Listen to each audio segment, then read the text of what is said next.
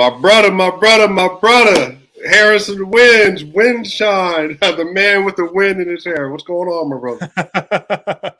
Nothing, man. Thanks for having me on. Big fan of your content, big fan of your show. So it's a thrill to be on with you.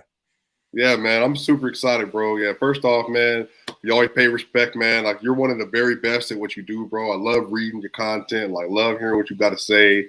Honestly, like, you give like these really like interesting takes on basketball, like, and how you see the game as a whole too. So it's like it's always good to hear what you have to say about like recent games, your breakdowns and your post games and all that stuff. It's like you give Nuggets fans, really basketball fans, like a lot of material to hold on to with the kind of questions that you ask, how you ask questions, even just how you engage with the players and the coaches and everything, man. So I just want to say, like, you're great at what you do, bro, and really appreciate it, man.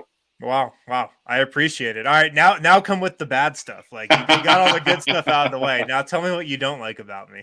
Nah, man, that's not how we do it. You already know this, my brother. So, man, first off, it's like been a crazy season, obviously, and I want to get into the off-season stuff. And you had some comments that you read from Coach Michael Malone today, and comments that you read from Calvin Booth and everybody, the GM of the Denver Nuggets. But before we even get into that, like, how do you feel like the overall season went? And like, do you have like any takeaways from how you feel from the season? And now that we're kind of done with it, the regular season and playoffs, like, what are some of your initial takeaways?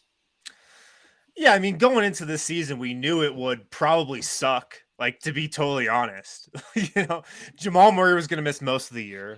And we thought Michael Porter was going to play, but, even if he was going to play, the Nuggets weren't going to be the team, the top tier championship threat that we know they could be. So expectations were kind of down from the get-go.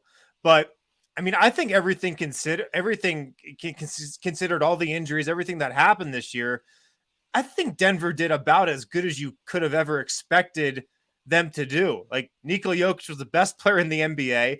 Right. I've said this on our show, on the DNBA show, but I don't think I'll ever see another individual player like carry a team to that type of success with that type of supporting cast again. Like, it should be illegal what he had to do this year. So all things considered, I think it was a fine year, but it was a tough year, man. This season was a grind, and really, like, the bright spots other than Jokic and what Bones Highland brought to the table were pretty few and far between. Yeah. So, I mean, obviously you got Joker, presumably being the back-to-back MVP, then Bones Highland. I mean, honestly, so matter of fact, I got to give you some credit here. So, if I remember correctly, were you the one that was actually high on Bones Highland coming out of the draft? I was. I knew he was the guy the Nuggets liked. And the more you looked into Bones Highland, I was like, okay, this guy's a classic Nugget. Like, he's got the story. He's got the background. He's from the DMV area. Like, just a lot of stuff matched up. So I was like, don't be surprised if Bones Highland is the guy. Yeah. And of course, everybody on our set was like, nah, man, like, another guard. I'm like, he might be the guy. And sure enough, he was. Well, you know what's crazy? Like, I think given that no one could have predicted, obviously, that they would be without Jamal the entire year. I mean, people expected that he would be back at some point in time. Then obviously Will Barton not having his best season, and then Monte starting. But I don't think anybody really expected Facundo Campazzo to drop off on his play and his effectiveness with this roster as much as he did. I mean, honestly, if we didn't have Bones Highland, dare I say, I don't even know if they would have won 48 games this year. Like, I think he made that much of a difference, especially down the stretch in March, the game he had against the 76ers, the game he had against the Knicks, against the Lakers. He was showing up in some really key moments. And then obviously, what was that, game 3 of the playoffs when he went off against the Golden State Warriors as well, I want to say. So they might have not had that happen had he not on the team. So, I mean, I was one of the ones. I was looking for one of those defensive guards. Like, we need a ball stopper. But they ended up you were a Jaden Springer guy. You can say it. You were a Jaden Springer 1,000%. guy. You can say it. You can say it. You can say it. Jaden Springer. I just wanted somebody to stop the ball. Yeah. Well, I think in the first round they might be looking for that guy this year. But go ahead.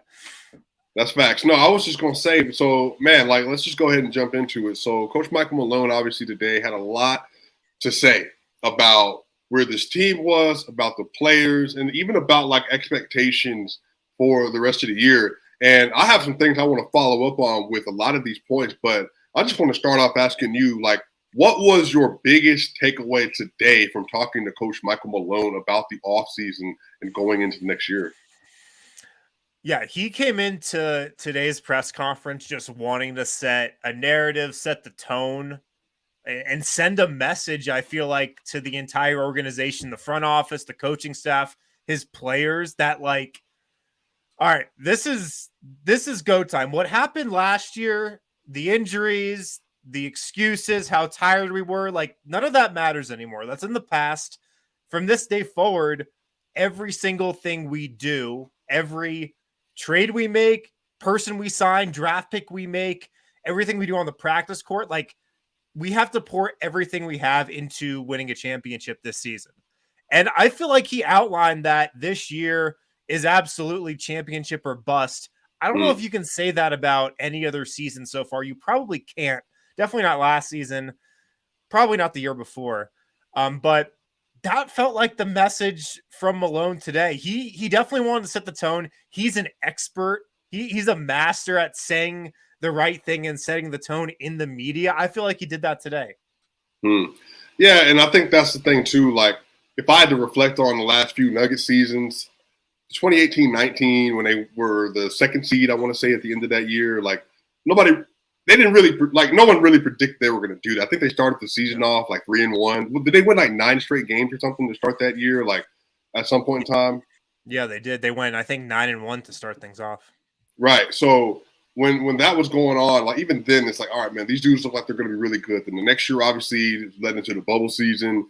Then they didn't have Jamal Murray after the Aaron Gordon trade. So I can't really, the only point in time I've ever felt like the Nuggets were in that locked in, like this is our title contention window, was right after that Aaron Gordon trade. But as obviously everybody realizes, Jamal Murray goes down. But to your point, and I've said this obviously in many platforms, having a back-to-back MVP, presumably, on your roster changes everything. Because at that point in time, like, the patience that you've had, the willingness to have young players that are not necessarily developed, that aren't contributing, your Bobos, your Marcus Howards, even honestly your Blacko Chanchars, like they don't seem to have as much of a place now as they did previously because Joker's 27. I mean, realistically, if he isn't LeBron James, let's say until 34 or whatever else, that's kind of where his title window or his prime window is going to be. You're going to have to make some serious runs in the finals. And now Jamal on max contract. And literally, I think his next offseason, depending on how he does, they're going to be able to offer him a new contract, I want to say, as well. And he's going to have 2 years left on his deal after next season, I want to say. So, like, again, like, we're moving into a different territory. Then now Michael Porter Jr. is about to be on a max deal, essentially, on his after his rookie contract. Aaron Gordon's making $92 million over the next 4 seasons. Like, this is a different place. So, like, I absolutely do think that they are in that last stretch. And, like, this is a title window to where if you don't go to the finals at the very least, it looks like it's going to be a failure. Is that what you're kind of thinking? At least finals or bust now? Yeah, absolutely. And I agree with you. Like, the only time we felt like championship was the real expectation was in those, 7-8 games when they got Aaron Gordon. When we felt like they were the best team in the league, a lot of people did. Yeah. They certainly felt like they could win a championship at that moment in time. I think you're going to have that same feeling like night one of the regular season next year. Mm-hmm. And that's what's really exciting. Yeah. Like, we can talk about the roster and like the pieces they need, but I just think the feeling inside that building is going to be like, this is our time. Like, no more messing around. Like, we don't, no more excuses. This is the first year where we just like have to have a mindset of we've got to get this done. Like, it's time to reach that goal right now. And I just definitely think that's what Malone wants everybody's mentality to be starting at this point. Yeah. So, and even tying into that a little bit, Harrison, what do you think it's gonna be like when game 1 next year, Jamal Murray is back in the starting lineup, Lord willing. Michael Porter Jr., Lord willing, is back in the starting lineup, and you're opening up the season Jamal Murray, Michael Porter Jr., whoever is his two guard, Aaron Gordon, and Nikola Jokic. Like, what do you feel like the energy around the team is going to be? And for you, which of those players between maybe MPJ and Jamal, which of those players is going to be most important to putting them into that, not just like title contention, but like actually makes them a favorite going into the season? Jamal for me. I just think he's the more important player out of him and MPJ. Like Jamal Murray, I think he's a guy who can, definitely raise your playoff floor substantially. Like Jokic will get you into the first round. He'll win you a game in the first round by himself. Right. But, Jamal's the guy who can take you further than that. The feeling that I think is going to be, when those two guys are in the starting lineup, I think it's going to be a feeling kind of like the Warriors felt game one of this Nuggets series when they finally got Steph Curry, Klay Thompson, and Draymond Green back in the starting lineup together. I was in the building at Chase Center that night, and the energy was crazy. Just during pregame introductions with those three, you could just feel this like, oh, finally, finally, these guys are healthy and playing. And sure enough, they won by 20 that night. I just think like that first game is going to be such the vibes are going to be off the charts. Like it's going to be crazy. It's definitely going to be, it's definitely one of those nights that you already have circled on your calendar. Right. So going back to today, then did you have any other like initial takeaways? Because I have some specific questions that I definitely want to ask you as well, but do you have any other initial takeaways from Michael Malone that really stood out to you today? Yeah, him and Calvin Booth just both spoke about the need for defense. And look, that's not breaking news. Like we know, we watch this Nuggets team. We know they need defense. But the two areas of defense that he spoke about were guys who can stop the ball and guys who can protect the paint and protect the rim. Those things go hand in hand. But like those are the two areas I'd be focusing on when you're looking at guys. Oh, maybe the Nuggets trade for this guy. Maybe they should sign this guy as a free agent. Well, can he either defend the ball or can he protect the rim? Like if he doesn't check one of those boxes, I probably wouldn't think about him. So that was another takeaway for me. You had a really important quote, and I retweeted it, and it blew up. Michael Malone says that this is the biggest offseason for him since he came to Denver. And the goal this summer is to surround Nikola Jokic with championship-level roster players. The windows, according to him, windows only stay open for so long. We have to capitalize when we have a special player like Nikola. So for you specifically then, like, what do you feel like that means for the Nuggets in terms of like, are they then saying that like, and what do you feel like they need to put around him to build a championship roster? Obviously, they got Jamal. Obviously, they got Michael Porter Jr. But what else do you feel like they need to add to make that happen? I think they need one high-level defender who's going to play like 25 minutes a game for them. I really do. I don't know who that guy is, but I think they just need one high-level impact player. And I think they need maybe a little bit more athleticism around Nikola Jokic as well. Shooting also helps, but I kind of took his message in that as more of a like, yeah, like give me some better players for the back end of our roster. Like this guy who we take in the first round, I better be able to play him. Right. That's just my thought. Like, I don't know if that's what Malone was actually saying, but like if the Nuggets take another RJ Hampton, like I don't know how happy Michael Malone's going to be about that. Like, I feel like he wants to be able to utilize his roster and be able to play as much talent as possible. And so, like, when you look at the back end of the roster this year, and you add like a Bull, a Vlatko, a Marcus Howard, like these guys who just gave the Nuggets nothing the entire season, I can't imagine that sat that well with Malone. And so, like, defense is the biggest thing, but I just think overall he wants to get as much talent and playable talent in the building as possible. So I had a lot to say around the trade deadline this year, and it wasn't the reason I was frustrated wasn't because I didn't realize that they had already made the trade with obviously Bryn Forbes and they got to Marcus, and so those was considered maybe their midseason trade acquisitions. But I think the thing that frustrated me was we all knew what happened the year before with Facundo Campazzo, Shaq Harrison, before Monte was Marcus Howard, and they were playing like point of attack defense versus Damian Lillard and CJ McCollum, and they were getting obviously like roasted. And then they played against Devin Booker and Chris Paul, and they basically had their greatest playoff performances ever because it was Facu and Austin, right? And again, Austin's a great defender, but just not somebody you want to maybe use like 30 minutes a game or something like that.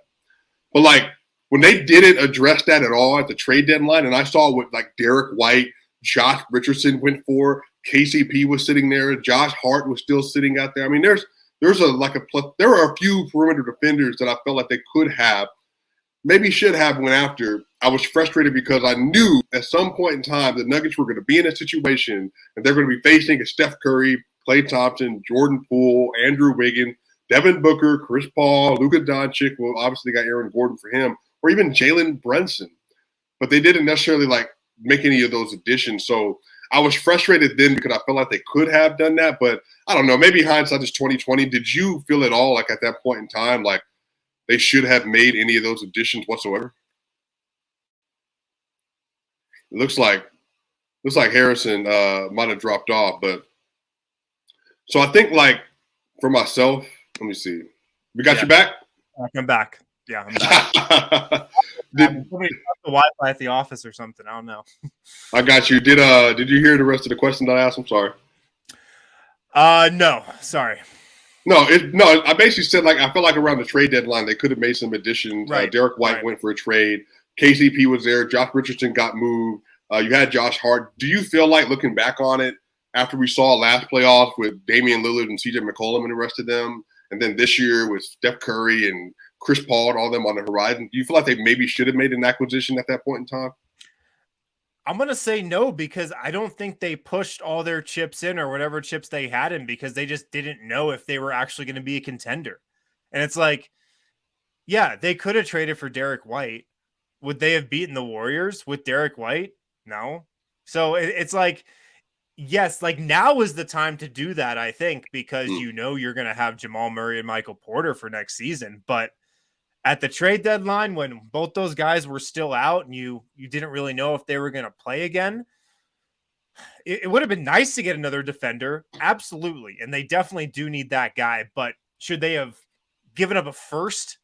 I don't even know if they could have traded a first last year. I don't think they could have, or like a recent one. But should they have given up something to get like that guy at the trade deadline? Now it's more important to get him than at the trade deadline last season, I think. Right. Yeah, and you know what? So Bronco Sasquatch, Jake, did you get a chance to see the report that he put together, that comprehensive report? Mm-hmm. Yeah, one of the options that I loved, it's going to take a lot of like kind of, messing around with the available assets they have and also some of the trade. There was some opportunity where he had the Nuggets going after like a Jayshawn Tate, a Lou Dort. There were some other players, some different tiers like Josh Harris, KCP. If you maybe had like, do you have anybody even on your registrar from like the draft, if you've done any draft work so far, or even somebody that's available at the perimeter that you would like to see them maybe target come next year? And if you don't, then it's perfectly fine as well. I don't have anyone in the draft. I have my ultimate wish list of defenders that I don't even know if these guys are gettable. But like these would be the best fits out there, I think, for the Nuggets defensively. Like Matisse Thybulle, who's kind of fallen out of favor a little bit with the 76ers, would be incredible. Right. Isaac Okoro, Caleb Martin, DeAnthony Melton, Kenrich Williams, DeJounte Murray, Lou Dort. Like that's my list right now. Are any of those guys gettable? Like it's gonna be tough. Like I don't think any of those teams want to give up any of those defenders because those guys are beasts. But that's the type of like high level impact defender I'm talking about. Do you feel like, I feel like Kenrich Williams, honestly, I don't know what OKC is going to do. So They might get Chet Holmgren or something like that in the draft again this year. There's Paolo Banchero from Duke. I mean, they have plenty of options. They have SGA. They have Lou Dort. They have Kendrick just sitting on the bench.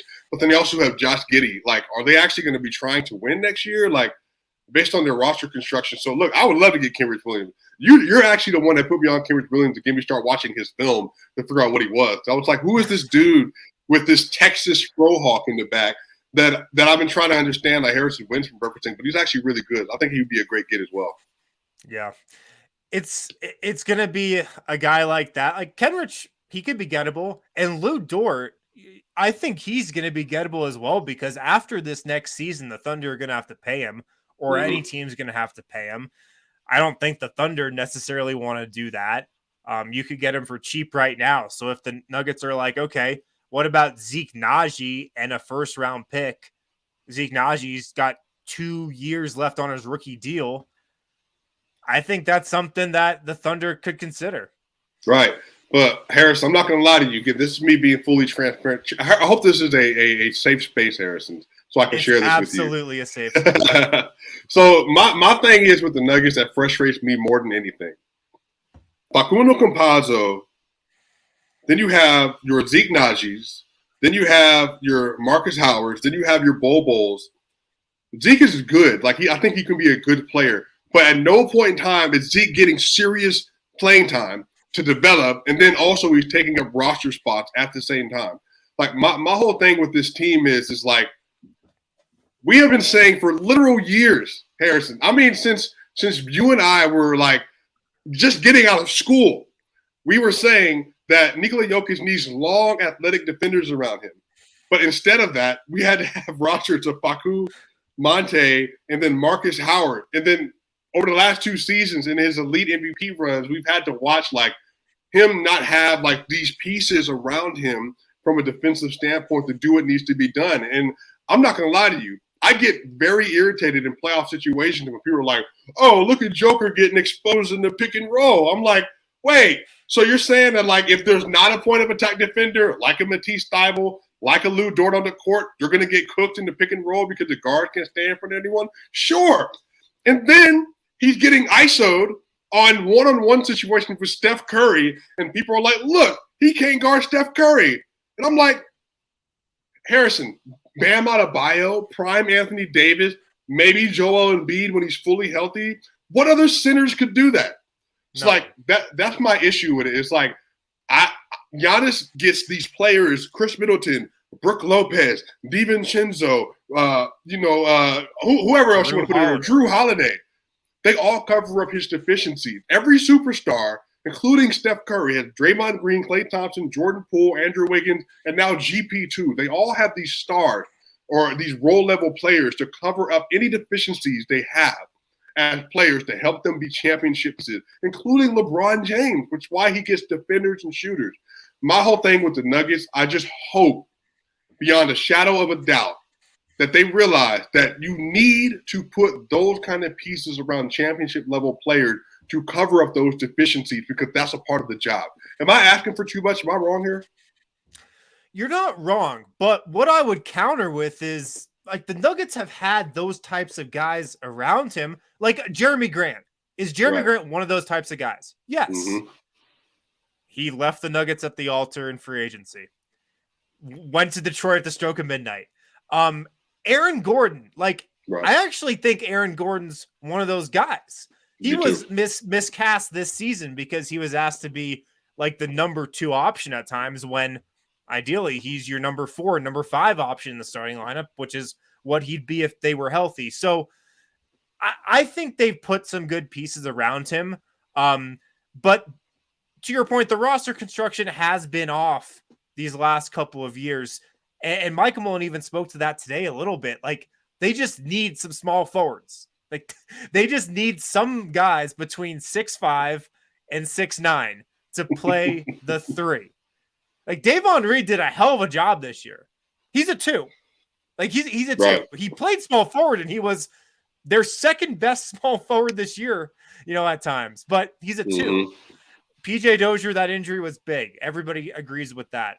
But they just need some length on the wing.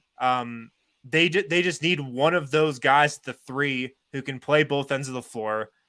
Everybody in the league is looking for those guys, but the Nuggets in particular, yes, they definitely need that guy to just connect the rest of the roster. Right, and I think some of this goes back to, look, GP2, again, I don't know if you know this, I'm a huge Gary Payton II fan. Like, his story, the fact that, like, he went from playing, like, not even 11 minutes in an NBA game to being the player he's become for the Golden State Warriors. Now, obviously, that's personnel development. He knows his role to a T.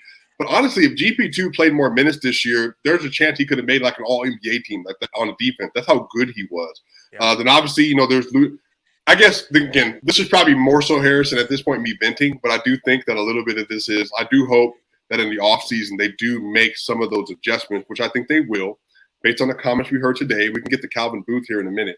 But do you have any last thing you want to say about what Michael Malone had to say before we move on to Calvin Booth? Just that, like, I really think the overarching message is kind of what we talked about. They have a championship mindset. That's the only way they're thinking. The other interesting thing from Malone, though, is where Nikola Jokic can improve. He was asked that, like, where can he improve? And he was pretty pointed, and he said he's got to get better as a leader. And look, this is something we've talked about, Nikola Jokic becoming a leader for the last 4 or 5 years, and he's made strides. Where he is now as a leader compared to where he was 3 years ago, it's night and day. It's completely different. But Malone pretty much putting it out there that, like, he has to make this team become his, and he has to take control of that locker room. I felt like that was significant today. So another question on that for you then, because obviously, like, he's not like the most vocal person in that way, right? He, like, this year, he did have something to say, I think, to Will Barton at a press conference. I remember that's the only time I think I've heard him in, like, recent memory mention something about another player and say they need to play better. Was that, by the way, was that after the Cleveland game when he went 2 of 12 shooting or something like that, and he fouled Lauri Markkanen? I forgot what game it was after. Okay. So, like, even with that, like, do you think some of this is Joker definitely needs to become a little bit more vocal? And, you know, I don't want to, like, he doesn't need to be a jerk, but LeBron had to become a little bit of like at least he's going to point at you a little bit. I mean, Kobe Bryant, you think about, like, your Michael Jordans, like, a part of maybe winning at that level in the NBA, you might not be able to be friends with everybody. And maybe that's a part of this for Joker too. It's just like, you have to take a place as a back-to-back MVP in the NBA where the mission is now winning and winning championships. And it's not that you can't be friends with people, but a part of this is you do need to have a little bit of an in your voice when you're talking to teammates to help them understand what they're supposed to be doing. So my question for you is, Harrison, do you feel like it's more that he needs to develop into that kind of verbal leader in those moments? Or do you feel like maybe, like what George Karl has been saying for years, they just need to get that point guard, playmaker, that voice on the team to be that voice, like the Chauncey Billups for the 2009 Denver Nuggets. They need that other player who's able to take command in those ways. Even when Joker, as he grows as leadership, they still need that other guy. I don't, like, if they could get that type of guy, awesome. I don't know who that guy is, though. Like, everybody talks about this. Yes, they need that Chauncey Billups guy, and I agree. Like, that guy would be awesome. I just don't know who that guy is. Right. I think Nikola Jokic just needs to develop into Tim Duncan.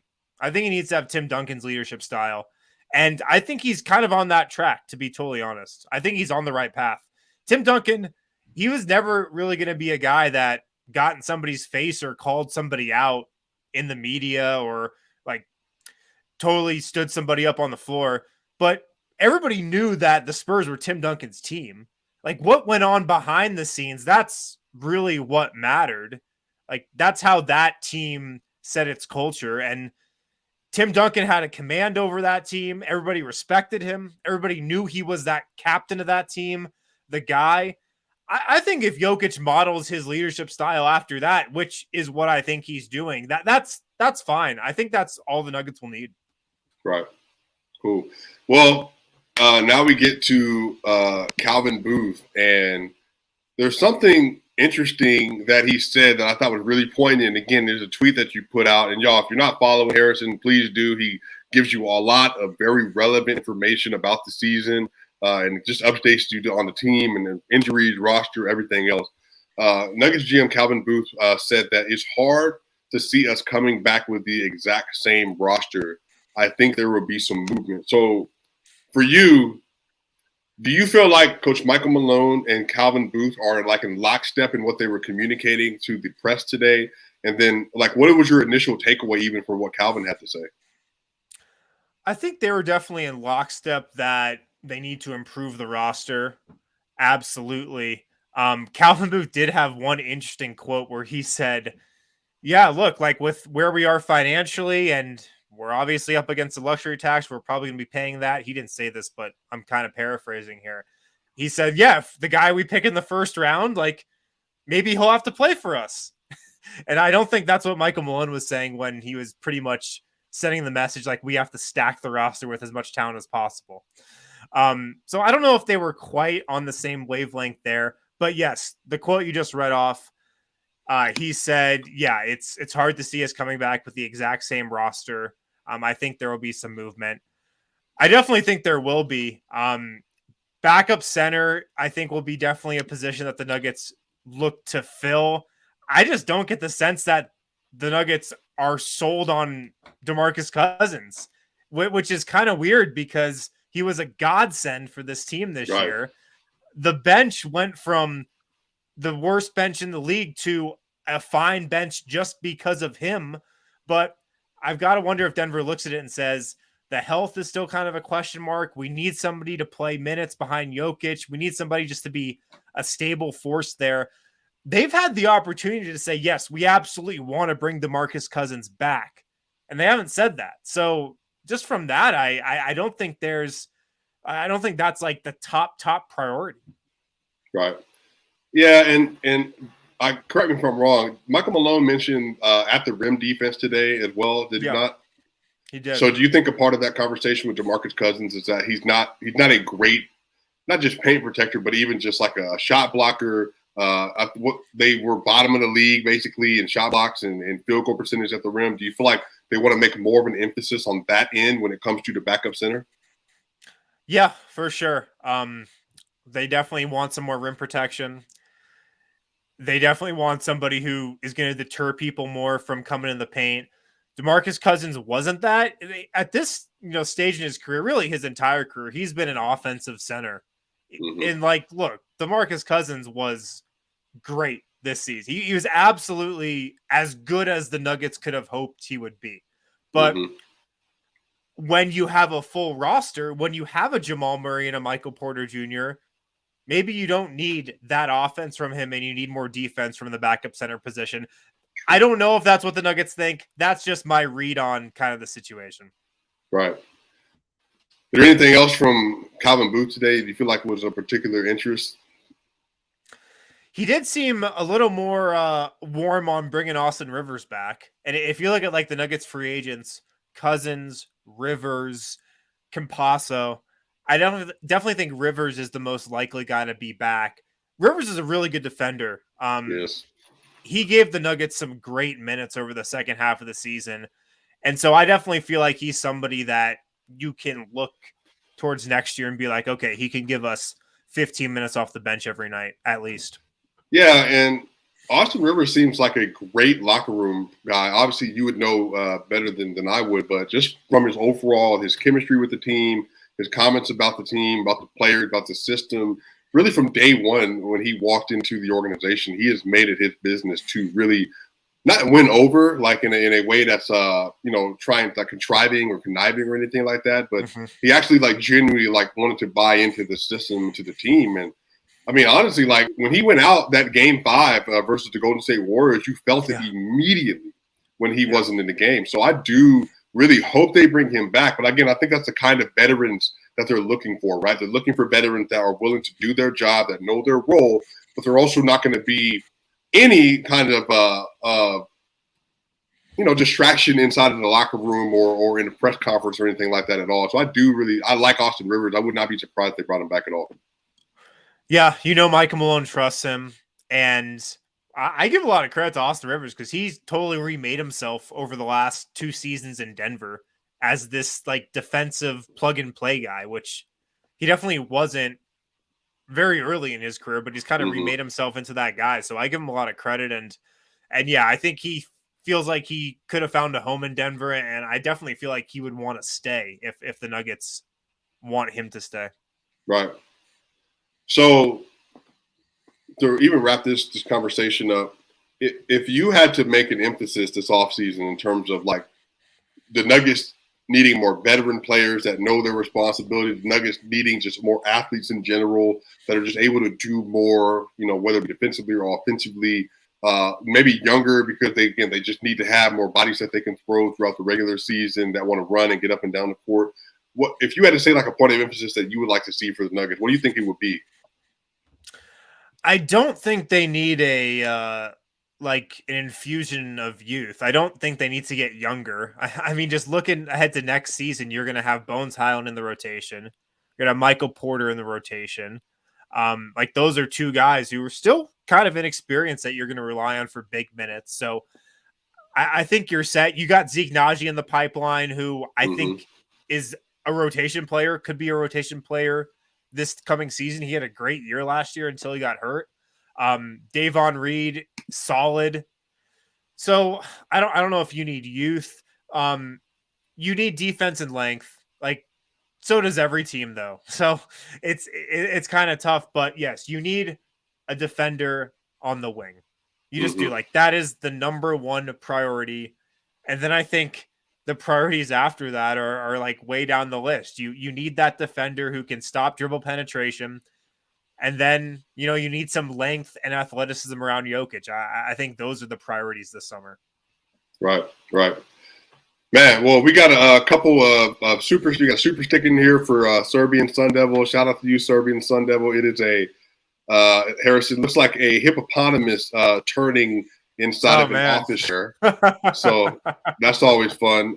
And then I believe we had another one from Philip Brown that says, bring back Melo. And I hope they're talking about LaMelo Ball. I don't think Carmelo Anthony would be a good fit on this team anymore. But Harrison, man, I appreciate you, man, making the time for all of this, man, for real. Seriously, bro. Yeah, thank you for having me. Really enjoyed it, man. Anytime. Yeah, well, y'all already know Swipin Gang. We got a whole bunch of content coming out this week. We got a lot of stuff we got to get to, y'all.